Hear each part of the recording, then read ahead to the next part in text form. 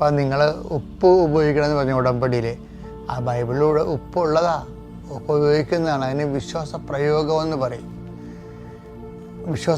വിശ്വാസം തന്നെ വിശ്വാസികൾ പ്രാർത്ഥിക്കാം, വിശ്വാസം പ്രഖ്യാപിക്കാം, വിശ്വാസം പ്രയോഗിക്കാം. അപ്പോൾ നിങ്ങൾ ഇത് അതുകൊണ്ടാണ് ഞാൻ വിശ്വാസ പ്രമാണം ചെല്ലിക്കുക വേണം ഉടമ്പടി ഉപയോഗിക്കുക എന്ന് പറഞ്ഞതിൻ്റെ കാരണം വിശ്വാസത്തെ പ്രഖ്യാപിക്കണത്, ആ പ്രയോഗത്തിലൂടെ നടക്കുന്നത് പ്രഖ്യാപനമാണ്. അപ്പോൾ ഇതൊക്കെ അറിഞ്ഞ് വേണം നമ്മൾ അതിൻ്റെ ശാസ്ത്രീയമായ വിഷയങ്ങൾ ആത്മീയ ബൈബിൾ ശാസ്ത്രപ്രകാരം ചെയ്യാൻ വേണ്ടി. ഇപ്പം ഉദാഹരണം ബൈബിളെല്ലാം അങ്ങനെ ഇതെല്ലാം നോട്ട് ബൈ മേട്ടിൽ നടക്കേണ്ടതാണ്. ബൈബിൾ ഉടമ്പടിയുടെ അടിസ്ഥാന സൂത്രവാക്യം, രക്ഷയുടെ സൂത്രവാക്യം എന്താ?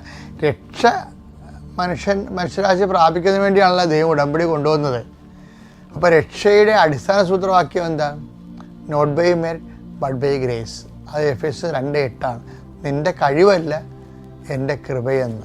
അപ്പം എൻ്റെ കൃപയെന്നുള്ള വിഷയം നമ്മുടെ കഴിവ് 0 മാറുമ്പോഴും അപ്രസ്തുതമാകുമ്പോഴും അത് അപര്യാപ്തം, കഴിവുകൾ അപര്യാപ്തമായി വരുമ്പോഴാണ് ശരിക്കും ഉടമ്പടി ആവശ്യമായി വരണത്.